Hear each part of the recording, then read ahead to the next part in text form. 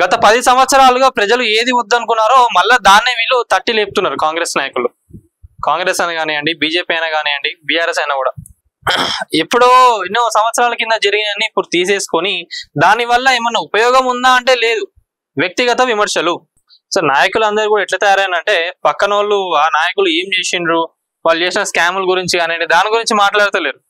వాళ్ళ జీవితంలో ఏమైతుంది, ఏం చేస్తున్నారు అని దాని గురించి మాట్లాడుతున్నారు. మాటలకు అంతు లేదు, చేతలకు చింత రాదు. ఆదరించిన ప్రజలకు సేవ చేయడం మర్చిపోతున్నారు.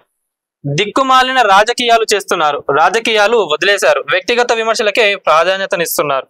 ఎందుకంటే ఇప్పుడు ప్రజాప్రభుత్వం వచ్చినాక ఆల్మోస్ట్ నేను చెప్తున్నా, తెలంగాణ రాష్ట్రంలో ఉన్న గ్రామాలలో కానివ్వండి ఎక్కడైనా కూడా అసలు మన మంత్రులు ఎవరు, ఎమ్మెల్యేలు ఎవరు అనేది ఇప్పటికి కూడా ప్రజలకు తెలియదు. మొన్న ఇక్కడ సభ అయితే కూడా ఈ సభలో పెద్ద మనుషులు ఎవరు అన్నట్లుగా మాట్లాడుతున్నారు ప్రజలందరూ కూడా.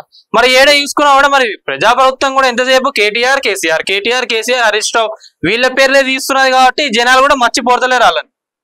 జర వాళ్ళని పక్కకు పెట్టి మీరు తెలంగాణ రాష్ట్రం గురించి మీరు ఇస్తున్న స్కీమ్స్ కానివ్వండి అవన్నీ ఎట్లా ఇంప్లిమెంట్ చేయాలి ఏందనే దానిపైన మీరు దృష్టి పెట్టాలి.